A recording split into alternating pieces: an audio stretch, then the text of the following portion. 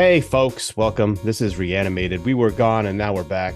And, if longtime listeners, you know that this is unfortunately one of the features of this podcast is that we can't always produce a podcast when we want to. But here we are, episode 351. I am here. My name is Stuart. I'm one of your hosts. And joining me from New York is H.A. Conrad. Hello, H.A. Hello, hello. Thanks for coming on the show. We are back to finish, well, not finish, but we're continuing to talk about The Walking Dead, its final season for the Prime show. We do have a couple little bits of news. Also, I just wanted to point out we're recording this on Sunday, November 20th, and I'm very excited for the beginning of the World Cup, which has its first game shortly after we finish recording today. And I will run to a television and watch this. Did you see the debacle about the alcohol? The first of many debacles, I am Yes. sure. But yeah, I've been following that. I mean, Did you see the initial tweet from Budweiser, who is a main sponsor? well, this is awkward. Yeah.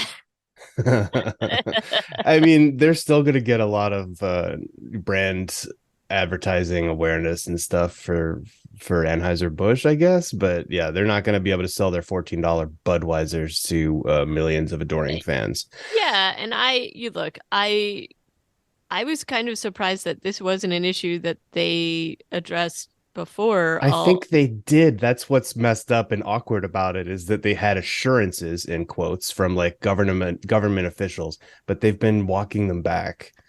Not just like the making the beer sale points of sale less visible around the in the arenas or in the stadiums, to now saying actually, yeah, just no alcohol at the games and only at this fan festival, which is where they're gonna have music, and now they'll be like these, like, enclosed drinking places, I guess. If you're gonna host it in a place where this is not something that is, well, this is something that's like frowned upon. To me, it's sort of like, okay, well, just deal with it and figure out what you're gonna do. I don't know. To me, it was like, this seems like a normal thing that would have been put in place, and I'm surprised that the debacle is sort of happening. But anyway. Well, yeah, it's like when you go over to somebody's house and they take their Correct. shoes off in their house, you should take off your Right. shoes. But also, this is the most popular sporting event in the world, and that means that you have people from the world showing up. And did you also see the clip of the Danish reporter getting threatened by No, security? I did not. Yeah, he's just recording. Like, maybe he doesn't have one of the forms he's supposed to have, but he has a lot of the forms he's supposed to have, and he's in the right place, and he's getting kind of hassled by authorities. And you're just like, dude, Qatar, get it together, man. This is your opportunity to look good. If not, if I mean, beer, one thing, but freedom of press. I think enough people are coming to your country who think that that's a big deal, that you should really just let everybody know. Don't hassle the reporters who are just doing their on the street stand-ups right now. That would be a good move. But yeah, like the beer thing is kind of predictable. I think, yeah, is where we can agree. But let's see how it goes for the rest of the month of soccer goodness that's about to come up. I'm so excited. This week is going to be so much fun. HA, if you haven't already got it on your calendar, USA versus England is the day after Thanksgiving. That's Friday. It's 11 Pacific time, so I guess that's probably like 2 o'clock your time. Is this now a World Cup podcast? Amazing. I've got I've got all the fixtures memorized. I mean, the next day is Argentina Mexico, and that's going to be a really good game. I have been thinking about this For sporting a long event for time. some time now, and I'm just very Have you excited about ever been to a game in real life? when it yeah 1994, when it was in the US. I That's it. saw I saw 2 or 3 games, like But not Italy. in non-US countries. No, yeah, I've never traveled overseas Hmm. to watch the soccer, but oh, it's like one of these cool things of sports meets geopolitics, and it's usually like everybody's kind of cool, and but it's fun. But let's talk about zombies. Yeah, okay, okay. Let's talk about zombies. So Um, there's not a lot of news. I don't know if you'd seen either of these two links that I put in our show I notes. saw the 4K Ultra edition Why don't of you talk about um that? yeah, so there is a new 4K Ultra HD version of Dawn of the Dead, Zack Snyder's and James Gunn version. And so that's going to be out in January. I mean, I again, you and I have talked about this before. I know a lot of people had issues with this because it was such a departure from the Romero vision.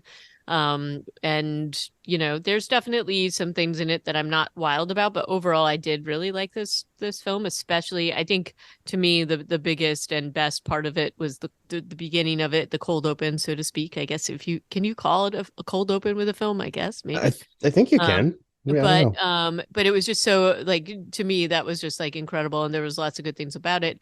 But it definitely was a departure and did its own thing. And I know a lot of people had an issue with that. However, I enjoyed a large part of this film, and so I'm psyched to see it. I'll watch it. I'll watch this edition. I think this is cool. Yeah, it Um, almost makes me want to have a DVD player because I mean, I want to hear the audio commentary yeah, me with Zack too. Me Snyder and too. Eric Newman. All these extras look just cool. I mean, I some of don't these I feel like I've seen because I've maybe definitely we'll have to rent a DVD player sometime. God. Yeah, I think my Xbox might be able to play DVDs, but I haven't plugged that in for a minute. But there's tons of extras on disc two. Have you looked at the and disc three? Have you looked Yeah, at all yeah. those? There was like so much there, so that's kind of There's an exciting. interview with James Gunn also because he was the writer. Mhm. And I don't know how much of this is because they did a whole bunch of behind the scenes footage that ended up on the original release. And I think they might be trotting some of this out just in 4K, but that's cool too. Yeah, but I think this is three discs. I mean, I feel like this is kind of a big deal. It just feels weird that it's coming out on a medium that is, to me, has been dead for like 10 years. Yeah. It is odd that they're doing that, so maybe they will do a digital, like allow us. It's just an odd thing to not have it in a few different formats, but okay.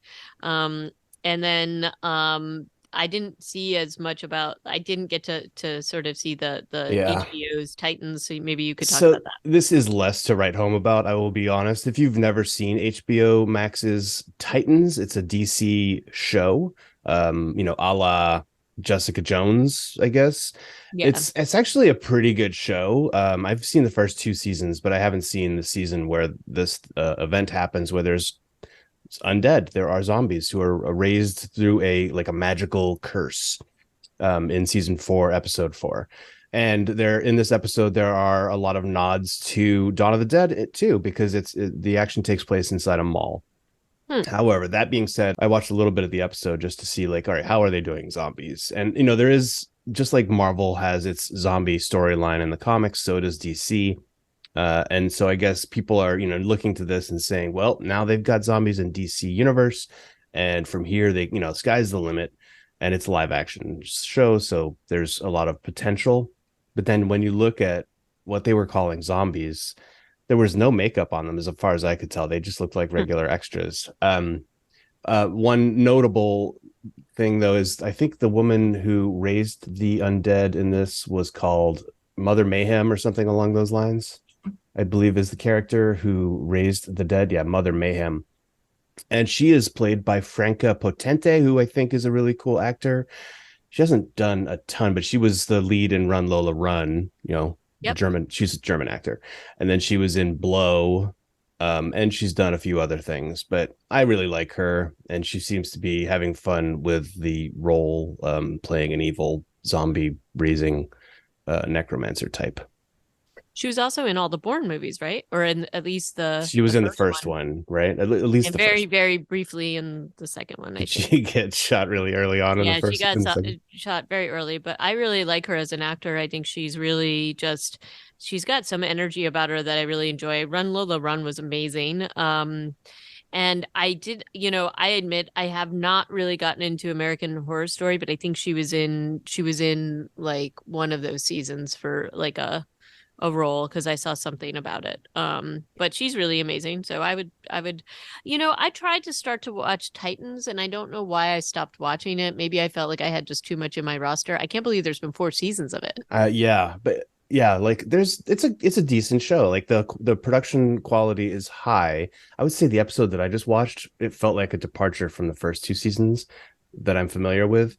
And like cast wise, it's got a great cast. That giant dude who ends up playing Reacher on the Amazon Prime show Hmm. I saw him for the first time on Titans. I think he was on something else too recently, but so it introduces a cool ensemble.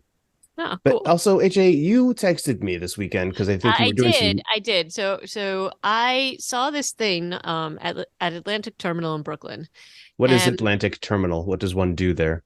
so one goes on trains there. So Oh, you take the Long Island Railroad. It's like a hub of like subways and transport.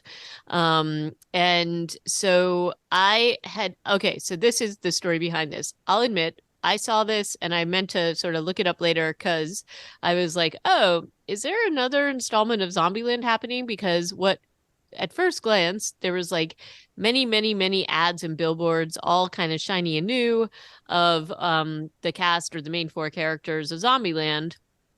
And, I didn't think much of it because I just was going by and I was kind of in a hurry. And then I took a closer look yesterday when I passed them and I'm like, what is this and why is it up? And why don't I know about it? And it isn't, for a film. It is actually a FEMA ad. And I think you and I actually talked about this maybe. They did this in 2019. And it's basically an emergency preparedness PSA sponsored by FEMA and other things. I didn't get to look closely on I didn't look at the fine print, though I think you can zoom in on it on the photo I sent you. And it's basically encouraging people to have like an emergency preparedness plan. What's weird about this is that I think if, because obviously I hadn't been in Atlantic Terminal a long time, I suspect this has been up since pre-pandemic, but it's still up and it's kind of weird. And it looks very shiny and new, and it's like this is every single sort of billboard on the platform, so it's probably like maybe like six or seven or so. There's no other advertisements, it's just these, so maybe it's just on this particular platform or in this terminal. But anyway, I thought it was funny, so I sent it to you. my question on this is this of like a promotional art from the first Zombieland or the I second? think it's the second one because Abigail Breslin is older. Oh, um that's she is probably the best way to judge. yeah. Okay. And It's it's just that like, but the message is like, talk with your family and get them ready. And it's like, this is really odd. And the message is zombies don't plan ahead. You can. It's just so weird. And it's weird that it's still up. And yeah, yeah. so it's yeah, all over the place. So I guess they paid their money. By God, they're gonna see that ad uh everywhere, I in guess. those on those platforms. Yeah. What that's a choice. It just feels so out of date. And also I mean, like the background of the picture behind the four actors is just like fire and smoke. And it doesn't. What are they saying? The zombies are like pyromaniacs. I don't know what's going on. Well, and it's also if it's gonna be like, I don't know, like it's a PSA that they clearly paid a lot for. And when I did the sort of research, this was like, they were sending out sort of promos about this in like October of 2019. So we're talking like pretty close to, pandemic time, right? Um, but not totally in pandemic time. And so this was, from the ad council and it was all over the place. It was on Twitter, Facebook. Apparently I definitely didn't see it until now because I probably would have noted that. Um, but anyway, there it is.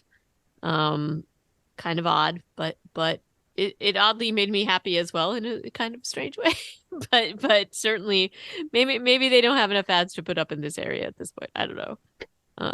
But Yeah, odd, weird, wild stuff. Let's shall we move on into the episode 21 of season 11 of Walking Dead, Outpost 22, yep. directed by Tana McKiernan and directed by Jim Barnes. Yep. So let's talk about it. And we are nearing, I mean, there has been just a ton of flutter about, the finale. And, I've been getting a ton of advertisements. I'm sure you have been too, Stuart, as we talked about before. Dodging them as I can. Yeah. I have been dodging them too. I also have not been watching ahead, so I've been very careful because we know I can't be trusted with future knowledge, if we're not actually talking about it in our review. And so We are going to talk about this. And have you watched ahead? I guess is my I question. have not. No, I'm Okay. Okay. no. Similarly, I would not. I would have trouble keeping it all straight. Okay. So Outpost 22, this, for we left our intrepid heroes, anti-heroes, last time where everybody was sort of like on these buses and kidnapped, and Carol and Daryl were going after them after getting vital information from Hornsby about these supply trains.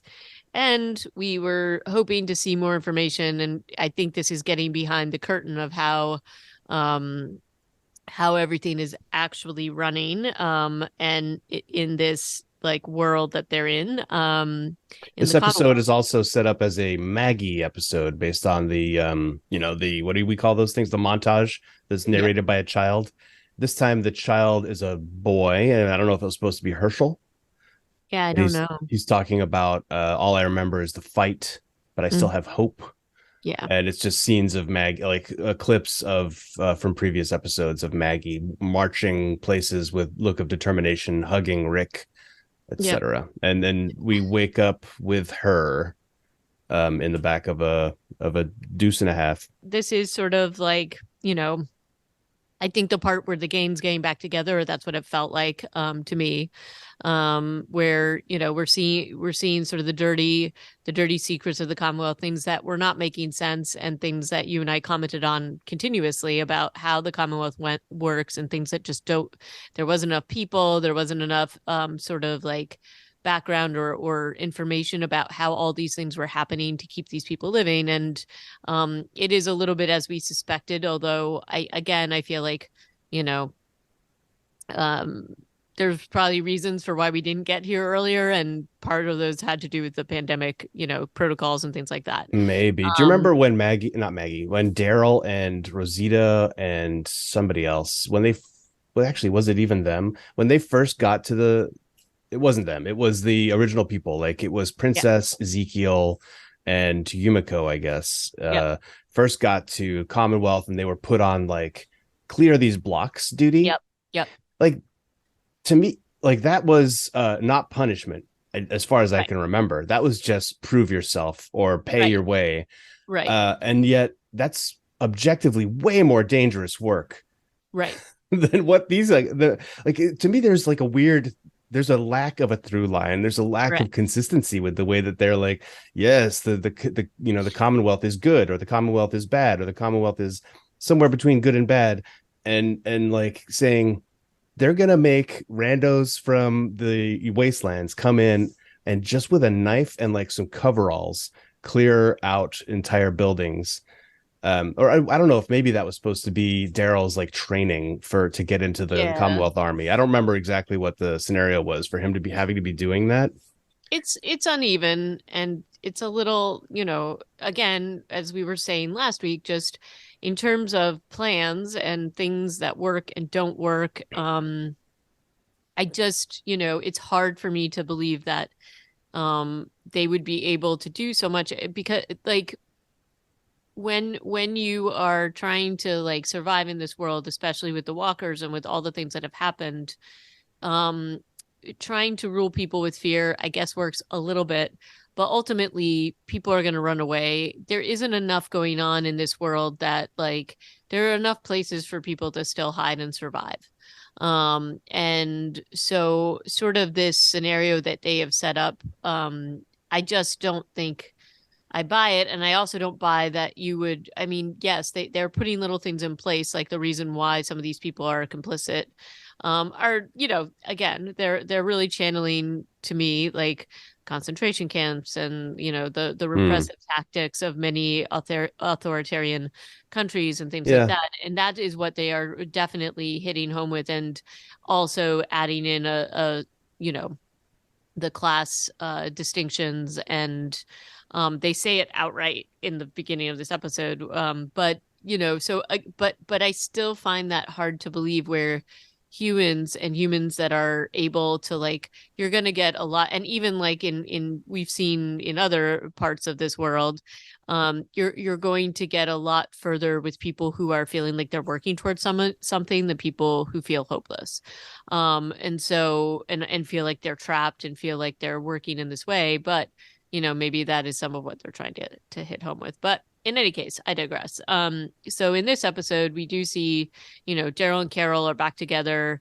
Um, we actually have them have some conversations here about things that didn't work before, which I was like, oh, you learned from your old experiences. Wow. Or at least that's what they're trying to say. But we were kind of getting a good taste of what this world is. So we see Maggie in the back of this truck. She comes to, and the only reason why she's able to kind of gain um, a foothold, so to speak, and get out of this scenario is because the guard is asleep. And she's there with Gabriel and Rosita. And they're tied up with the plastic ties. Is that I couldn't see what around her wrist, what like how she got out of that. I don't remember how she gets out of that either, but it all happens kind of quickly and in the dark. Right. But yeah, I think it's zip ties. That's generally how But they've been tying people up. but I kind of like this scene because like Rosita and Gabriel had managed to jump off this truck no problem. Well, They're all the being guy wakes up, right? That's why yeah, she's not, but she takes her time a little bit. She has to have that moment of looking at the yep, road and thinking, oh, this is going to hurt. And yep. that was just, That was that her was just too downfall. long. I thought this was actually pretty good. Like they could Me have just too. had them all jump out, but then, yeah, they have that guy wake up and then shoot the driver and causes a bit of a mess. What I did think was funny was that, Gabriel and Rosita do jump off.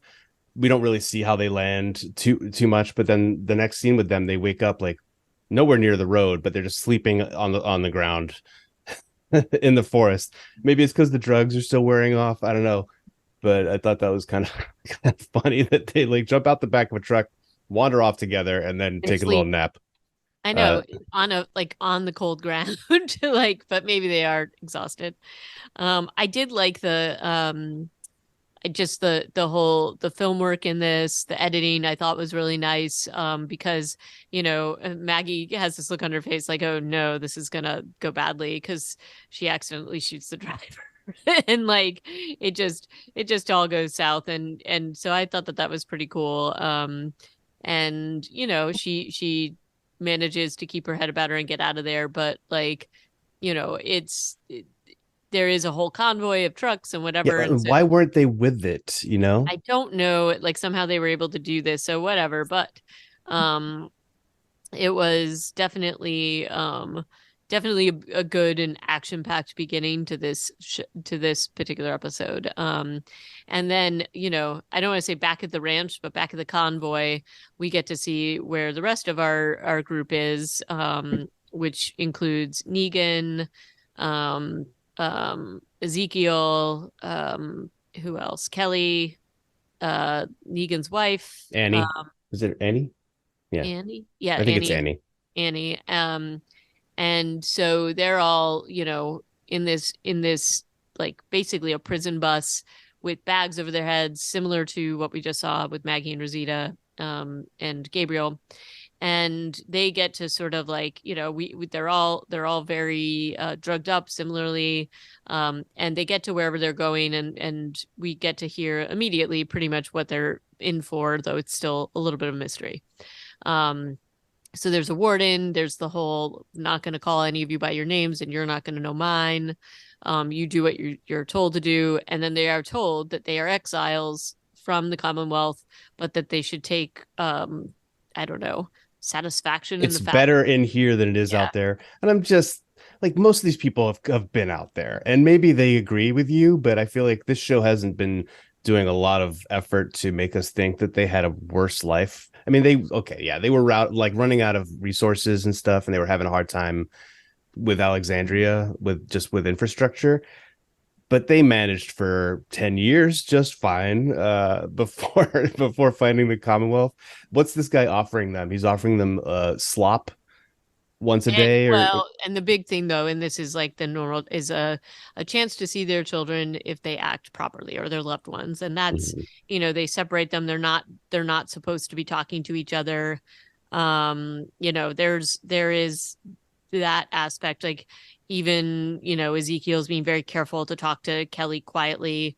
There's a scene between Ezekiel and Negan, which is actually, I think, a really cool little exchange between the two of them, which I really love. Uh, Yeah, there's so much still to be done with yeah. Negan and everybody that he has wronged that I'm Mhm. glad that they're paying attention to that.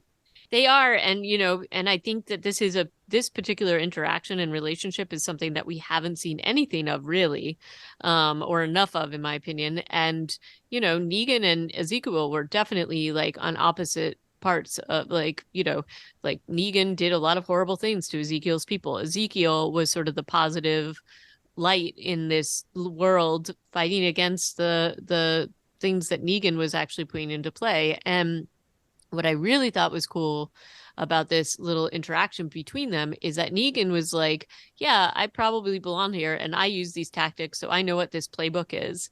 And, we have to give people hope to get out of here, but also said that I can do that, but I may not make it out of here. So, and Ezekiel is very much like, I don't trust you. I don't really want to work with you, and I have not forgiven you. And he names out, like he lists out the sort of, I don't want to say the grievances, but the horrible things that Negan has done. And I thought that this was really great because they're not facing each other in this scene because they're not supposed to be talking. And I just thought that this was such a great interaction between the two of them. And also, Negan isn't, Negan says, I haven't forgotten them either. And often I think people think he has, or that somehow he's moved on and thinks he should be forgiven or whatever. But these things apparently weigh heavily, but we don't always see that with him. So I thought that that was a nice, and the dialogue was very well written. And of course, both these actors are incredibly strong actors. So I thought that this was, to me, one of the best scenes in this entire episode. I was also impressed by the creepy camp scenario that they set up where they're like, there's only three guards, two of them are playing horseshoes. The third one is mostly just there to baton Negan when he asks where they've taken his wife. Mm. Another example of Negan getting cold cocked and just like And casually somehow just beaten up. standing up, which he would have been on the ground. No way. But he does at least have a red mark on his face in this episode from getting beaten Yeah. in the face. But yeah, like this is not a guy who I'm sure was used to getting beaten with objects, but ever since he's come to the Commonwealth, he's just getting beaten up by these stormtroopers. So he and yeah, like Kelly's trying to persuade Ezekiel that they should run for it because she's scoped it out. They only have the three guards. What is there to worry about? And and then we see the educational experience of some people try to run away, they get shot by someone we can't see because you look around and the two guards are still playing horseshoes. I mean, how'd they Yep. get that duty? That's like, you guys, you're on horseshoe duty. Well, uh and I think that some of it's kind of deliberate so oh, that it's they can kind absolutely of deliberate. test. It's And absolutely deliberate. Ezekiel knows that, and I think Negan knows that. So Well, yeah, he's suspicious. I don't know, like they never even show us, except that suddenly when it's time to leave, all those guards are back, and the yep, the ginger-headed commandant is yep, back. And so they were all somewhere. And I guess, if anybody was paying attention when they all got taken off the bus, if unless they saw a bunch of trucks leave, those guys were always somewhere. But they're wearing those bright white uniforms. How are they hiding in the woods? They must have a bunker, I yeah. guess. No, I don't know, but I do think that this is sort of a testing ground. They separate out the groups, so Annie gets sent away, and this group, and I think that there's clearly some kind of a, this is a testing ground to see who's going to be the troublemakers, and that's exactly what they're trying to do, is to break people's spirits and to kind of winnow out the people that might actually um, protest or fight or whatever. So it's kind of interesting to see all that. And they're not, I mean, they're clearing they're clearing like branches and stuff like that. Like this isn't exactly difficult stuff that they're doing at this point, but again, I think it feels like this is only the beginning. It's uh, also funny that every time they go to this set, everything is soaking wet. I don't know where they yeah. were filming this I scene, don't either, but but this yes, set is soaking wet. There's it is. puddles, there's mud everywhere. And It then looks when you go to very the other, when unpleasant. you go to the A plot, which is everybody else trying to Yeah. find them, it's Yep. like dry and sunny. Yep. Yep. And I'm like, oh, they must have. Okay, yeah, I guess either Outpost 22 or wherever this work camp is really far away from where the others are, Yeah. or they were just filming this like weeks apart. which it was just got a little amusing. Yep. There's a lot of really good stuff between Gabriel and Rosita because of, and as Angela Kang points out in her after show, they do have a complicated relationship. Remember, they had the whole love triangle. Coco Yep. is not Gabriel's baby, but he was helping to raise Coco. Mm-hmm. Um, it was, oh dude, what was that doctor's name who lasted one season? Oh gosh, I don't remember his name, but it It was was his his baby. baby. Nice guy, a little bit of PTSD, no big deal. Yeah. Killed by a whisperer. Yep. But they have this like it's a nuanced relationship, and I think that Christian Serrano and Seth Gilliam do a really good job of showing Yep. those layers, and like she can be totally ticked off, and he knows exactly why, and he can call her on it, and then she can respond, and then she can walk backwards into two zombies that were really loud, and like she didn't know they were there and Yeah, dislocate her that shoulder. bothered me. I'm like, come on, not Rosita. Give me a break. That was Rosita is a ridiculous. superhero in this universe. She is a Yes. Daryl, and she does not walk backwards and then No. get like knocked over by a zombie. And certainly they don't get a handle on her. Come on. No, no, no. Yeah. But But anyway, it's still, other than that, they're having good dialogue, and I thought those were fun scenes when they were they able were to fun talk. scenes. And I think, again, it's one of those things where you know that people have this relationship or have this connection, and but you don't always, we haven't been seeing a lot of this, so it was very cool to see that and to see their interaction here, and that they had built, what they had built and their knowledge of each other. But so that was absolutely cool. And there's a lot in this episode with these kinds of relationships and talking about past things. And in this case, he's like, what did you tell me when I would be, stop whining and move forward or whatever. And there's lots of callbacks in that way, which I think was really nice and helps build up some things in this episode Yeah. between the different characters and, basically getting the band back together. So gain the gang back. When that So scene at the end of that scene where she dislocates her shoulder and he puts it back in for her, mhm. they get up, and then there's a train whistle that blows, Yep. and Rosita's like, "That's where we have to go." I'm like, "Okay, that was convenient, but also, why would the Commonwealth ever feel the need to use a train whistle? Yeah, that was odd. I don't Like, know. unless you want your train and your train tracks, which are fixed, to become herd magnets." Well, and also, if this is a secretive thing, which it seems like it is, why are you whistling the train again? That is an odd thing, but we'll just have to go with it. We'll just have to go with I it. guess that was just for plot, so that they knew where to go and so that they could get this band back together. Because unlikely as it is, by the end of this episode, or not even by the end, like two-thirds of the way through, everybody has found each other very Yeah, unrealistically. very unrealistically, especially the Maggie Daryl I mean, she was and on the Carol reunion. road. The But amount of on the, meetings that have happened on random roads in this show. I guess so. It's just the place where things happen, I suppose. Yeah, Crossroads, they're just yeah, the place of meeting, I suppose. Um, but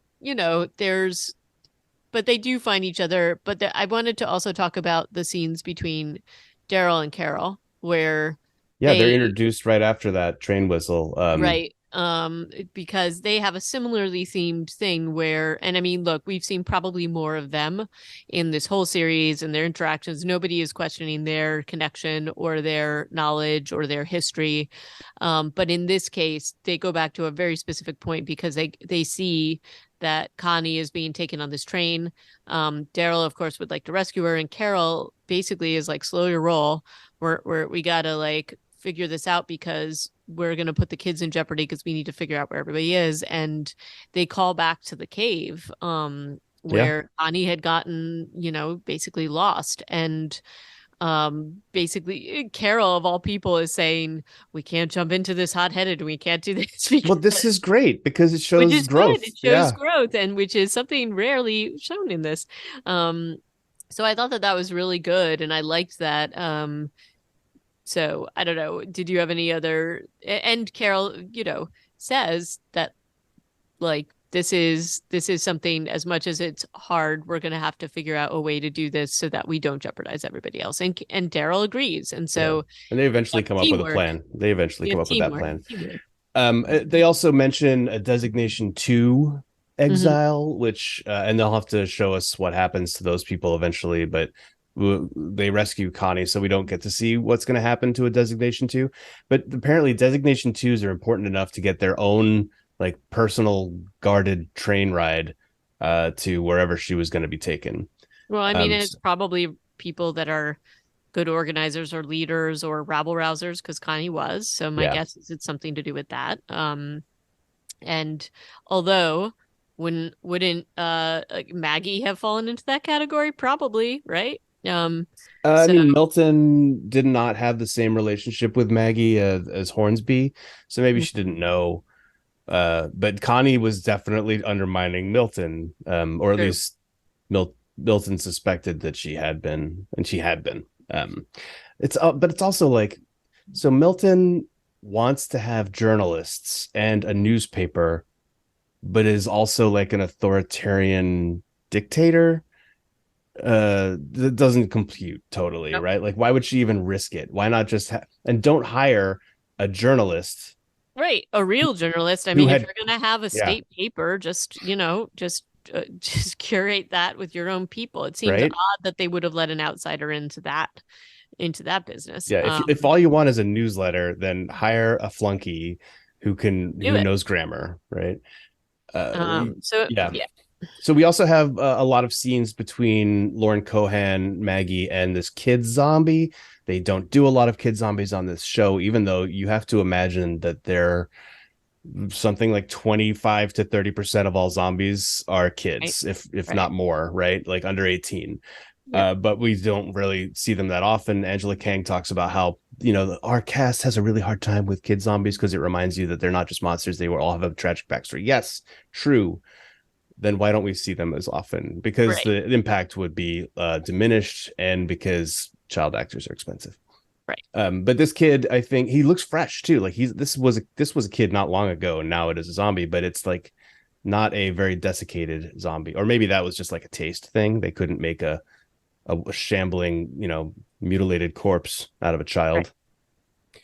This was this young boy does a good job as a zombie, but he's also, like, and she uses him actually later. I don't know that she did it on purpose, but when she's hiding in that culvert and the Commonwealth soldiers looking around trying to find her, Mm-hmm. she uses the distraction posed by the child zombie who's been following her Yep. to put a railroad spike into the soldier, and then kind of wrestles with the kid before putting it down. And then Daryl and Carol just drive up, and she doesn't even move. Like, she hears the Jeep coming, and she's just not even going to get out of the way. She doesn't know No. who it is. She doesn't know who it is. She's just sitting there because she's traumatic. And of course she's thinking of Herschel and the fact that he was taken from her and doesn't know what's happened to him. And she really didn't want to put this kid down. She'd been avoiding doing it. And she did it out of desperation and survival. But like, yeah, she was having a moment, but then luckily it was Daryl and Carol.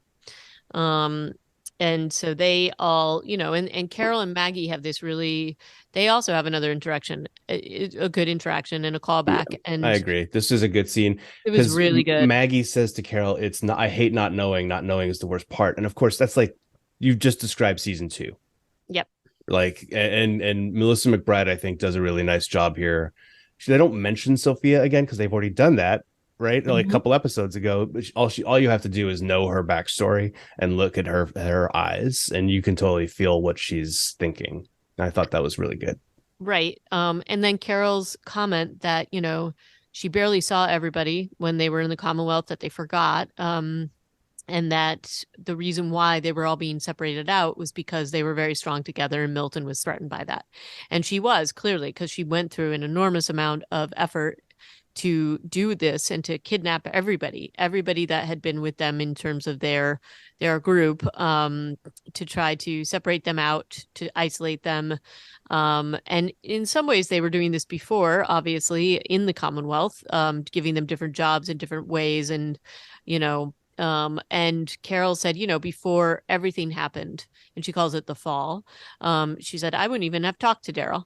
And she's like, and we found that together we had to work together, we had to be a family, and we need to do that again to get everybody back together. And I thought that it was a really powerful scene between these two actors, and we haven't seen Maggie and Carol together at all, really, in this way in a very long time. So I thought that there was just some truly powerful interactions and scenes between characters that have this incredible history together, both good and bad. And this, Maggie and Carol both have this thing where they sometimes kind of fly off the handle or do these things that are quite singular and not necessarily in line with what makes sense for the group. And it feels like, again, they're doing callbacks and having them learn from that history and that past. So I really liked that scene between them. So and also their hair looked great and their artful dirt looked great in the scene. Like, despite the fact that, Maggie's been rolling around the muck, she just has this like one streak on her face and her hair looks phenomenal. I don't know. It was Well, amazing. probably in her contract. Mm. Um, and they're just standing here under this like sort of like a barn lean to when Gabriel and Rosita run up to them, of course. And they're like, "Oh, hey, Oh, hey hey, we're back. We're back. Just guys. happened to come upon this little place in the woods in the middle of nowhere. Okay, okay. Where's Daryl? Oh, Daryl, he's just interrogating a Yeah. soldier number 141 who's in the barn." And Daryl starts nice and easy and then gets more and more angry and rough because you know I think that they did do a good job with showing like why these guys are not Yep. collaborators, they're part of the regime, but that does kind of make them because they're doing things that are morally not Right. good, like him and the train driver later. Yep. I thought that those were both pretty good scenes. And of course the fact that he kind of ends up with Gabriel reading to him after he's given up some information, reading to him from the Right. Bible. I And thought that was really cool. And honestly, this builds on what we have seen all throughout the Commonwealth, or what has been not even hinted at, but directly said, is that the Milton regime, and that's what I think you have to call it, basically holds people hostage or keeps people complicit by threatening their families and loved ones. And when they don't have loved ones, they're not necessarily as malleable, so those people tend to be like picked off, or they try to bring them into their own ranks. But both this soldier and the train conductor say things like that, their families are threatened or that things will happen. And I think that Gabriel plays upon this with the soldier that he's now taking over the good cop interrogation. And then with the train conductor, it's so bad that the guy like offs himself before they In a can really, terrible in a way horrible also. way.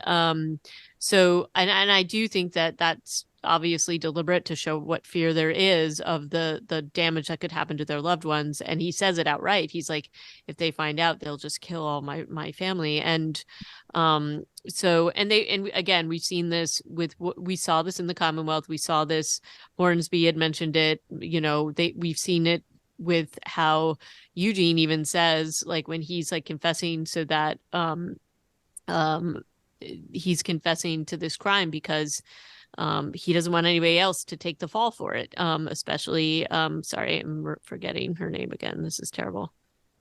What is his lady friend's name? Max. Max. Maxine So Mercer. he is taking the fall because they have made threats towards Maxine. So this is their way of, so this is their way of keeping people in line, is by And threatening each Yumi, other. they're threatening Tomi to get Yep. Yumi to do her thing. Yeah, like Yeah. you're right. It is that's a pretty constant thread. You got to wonder though, like get more flies with honey than vinegar, right? Like Right. I'm not sure why they think that why Milton would think this was the way to lead. Oh, but maybe she's just kind of slipped into it over time. Um, the so that after the train driver offs himself, I think their plan was for him to drive them to Outpost 22, right? Or to drive them to find their friends. Yep. But he kills himself, and they're like, well, I guess we can't find him because I guess there would be some there are rail junctions that they wouldn't know which way to go, and they're Right. just they're not confident that they could get there, and they don't really know where they are or Right. where they're going. And then Rosita gets on the radio with a very pleasant sounding Commonwealth voice on the other end of the line. True. I'm And wondering if we're going to meet her. a little too trusting. So Well, Rosita Google. knows their protocols, right? She's been on Yeah. the radio probably as a Commonwealth soldier before. And so she's able to fake it. And there was one female soldier, although we never saw what happened to her. No, we did not. They killed a few of them. The female was one that they just kind of like disarmed. Yeah. And like that was the train heist, if you want to call it that, was kind of an interesting scene. Um, but ultimately, I don't know. Like, there's not too much to say about it except that it was a good trick. And the just it shows the threats of being in a zombie apocalypse and trying to do any kind of like task, like drive a train. Because they just zombies keep showing up, keep Yeah. coming constantly. And then also Daryl and his buddies show up, and it's a bad day for the Commonwealth, Yeah. especially if you want to get into a motorcycle chase with Daryl Dixon. Yeah. Another, But then sorry, just one more thing. The motorcycle chase with Daryl Dixon, it's clearly not him. no, it's not. It's It's somebody clearly else. not Norman Reedus. It's a guy with a Norman Reedus wig on. But he does like, I go back to this Angela Kang saying he's not a superhero, Yeah. and then this motorcycle chase where he slides his motorcycle under a Oh fallen yeah, and takes tree. out the guy. Come on. Yeah. It was just, it was totally like a tropey sort of car chase, motorcycle chase thing to do, like from a Bourne movie, if you will. Yeah. So anyway, um, it is but then as it all turns out, where they're all being taken and being processed, so to speak, colonial processed or reprocessed, is to Alexandria. And so we get a lot of information and they know where they're going, and they're going to get the rest of the band back together and rescue everybody. I think that they find it insulting that it's Alexandria, but they know the ins and outs. This is their turf, so I think that we'll see a lot more related to that in the next Yeah. episode. What do you think? Are they going to go in through the sewers? Oh yeah, definitely, definitely. And Yeah, then, that's still a way you can get in and but out, as I not just recall. that, but everybody who's being taken there also has a lot of familiarity with it. So I Hmm. think we'll see some interesting stuff going on. Um, and definitely looking forward to it. I really liked this episode overall. I thought it was fun. Not fun, but fun to see everybody back together It and was fun. It was fun to see like a POW camp, yeah, a train. Like, these are things we've never seen in right. Walking Dead, really. Uh, which is funny, right? Like, there were some new things going on that felt different and fresh. So yeah, that was it for Outpost 22, episode 21 of the 11th season of The Walking Dead Prime, the fourth to last episode. It was a winner. Yeah, I just keep having visions of like Angela Kang and the other writers storyboarding out this part of the season, and I feel like they really went at it in a very thoughtful way, I do. giving important characters scenes together with important dialogue that calls back to previous seasons even. And I think, like a lesser storyboard artist would have just left it at the montages and the voiceovers at the beginning and not necessarily plugged in all this other stuff. But I think that it's a real holistic kind of approach to, let's put let's put a bow on this season. Let's tie everything back. Let's show that these are whole people. And I Right. think that's really cool. Sorry, I know I'm supposed to be wrapping up the No, no, show, and I just no. I think, no, I agree with you. And I think that that's why I enjoyed this episode so much, because it was clearly a very thoughtful plan that they had in place, and the yeah, storytelling was thoughtful. And again, not glossing over some of the harder things that have happened, both between Carol and Daryl and Ezekiel and Negan, and honestly, Carol and Maggie. And they're not like sugarcoating that. They're not sort of like doing things in a way that doesn't make sense. So I'm really enjoying that. Oh, and sorry, Gabriel and Rosita too. yeah. So they're really looking at these as sort of like multi-layered characters and really bringing in the history that they've experienced together. So I'm excited to watch these last three episodes. But I'm also sad, and I think that's probably normal. So anyway, It's but I'm glad we get to talk about them together. Yes, exactly. This will be some group therapy. And join us on our group therapy sessions online at reanimated.podbean.com. You can still, for now, reach us at Reanimated PCast on Twitter. That We'll see how that goes. And you can always email us at reanimatedpodcast@gmail.com. And a hot take, final hot take of the episode. I have Ecuador favored to win against Qatar in the World Cup opening game. All That's right. not a stretch. Okay. All right. But looking forward to talking about these with you next time, and definitely we'd love to hear your thoughts on these. So let us know. And until next time, ciao. Alrighty. Bye bye.